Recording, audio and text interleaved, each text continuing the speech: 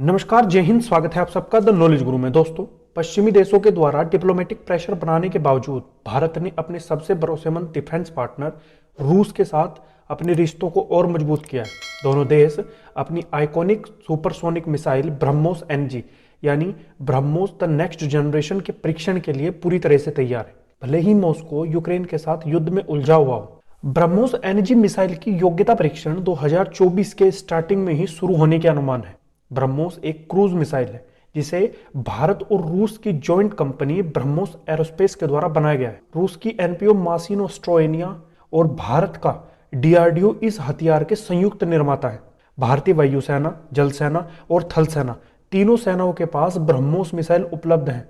BrahMos aerospace के CEO का कहना है कि ये ब्रह्मोस की नई पीढ़ी है जिस पर कंपनी काम कर रही है और इसका डिजाइन पूरा होने वाला है, जिसके बाद मूल्यांकन के लिए इसे मॉस्को ले जाया जाएगा। इस नई ब्रह्मोस नेक्स्ट जनरेशन मिसाइल का वजन वर्तमान में जो ब्रह्मोस भारत के पास मौजूद है उसके वजन का लगभग आधा बताया जा रहा है। ये इसकी सबसे शक्तिशाली और घातक क्रूज मिसाइल है। ब्रह्मोस एयरस्पेस के CEO ने कहा कि इसकी रेंज वही जो पहली ब्रह्मोस की रेंज है 300 किलोमीटर तक होगी और हम चाहते हैं कि इसे भारत में मौजूद किसी भी विमान से लॉन्च किया जा सके।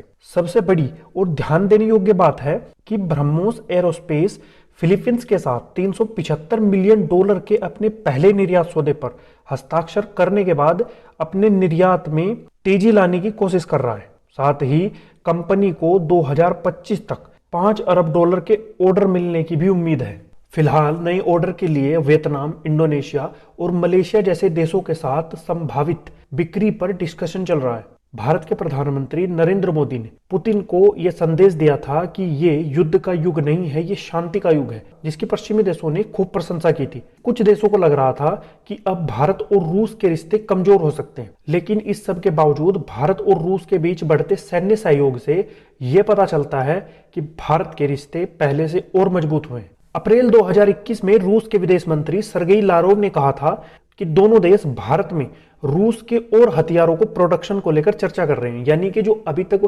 रूस के हथियार भारत में निर्माण हो रहे थे उनमें और वृद्धि करने, यानी कि और भी नए हथियारों को भारत में ही निर्माण करने के लिए दोनों देश चर्चा कर रहे हैं। रूस का स्प्रट SDM-1 टैंक का भारत को प्रस्ताव AK-203 राइफल्स जल्द ही भारत में उत्पादन शुरू होने की बात और इसके अलावा अब ब्रह्मोस NG मिसाइल्स के जल्द ही ट्रायल्स शुरू होने वाले हैं। और ये सब तब होता है जब यूनाइटेड स्टेट अमेरिका और अन्य पश्चिमी देशों ने भारत के साथ रूसी सैन्य उपकरणों पर निर्भरता को खत्म करने के लिए या फिर कम करने के लिए सहयोग को गहरा करने की मांग की थी। और अब भारत रूस के साथ एक के बाद एक डील करके इनके जख्मों पर नमक लगाने का काम कर रहा है। आइए अब जानते हैं कि इस मिसाइल्स यानी कि जो नेक्स्ट जनरेशन ब्रह्मोस है इसकी कुछ खास बातों के बारे में, और जो ये नेक्स्ट जनरेशन ब्रह्मोस है ये जो वर्तमान ब्रह्मोस है इससे किस प्रकार से अलग है। ब्रह्मोस मिसाइल इस समय भारत की तीनों सेनाओं के पास है। इसकी रेंज 290 किलोमीटर तक है और ये पूरे टाइम जब तक टारगेट तक नहीं पहुंचती तब तक सुपरसोनिक गति से ही उड़ती है। इससे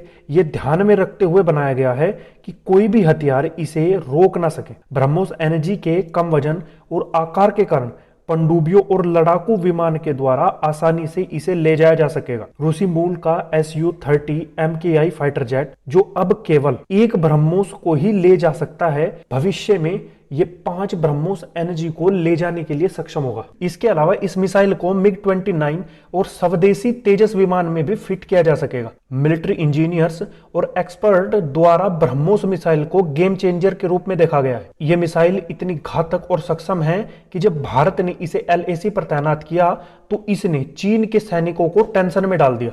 आज की वीडियो में इतना ही। अगर आपको वीडियो अच्छी लगी हो तो वीडियो को लाइक करें, चैनल को सब्सक्राइब करें। मिलते हैं अगली वीडियो के साथ, तब तक के लिए धन्यवाद। जय हिंद।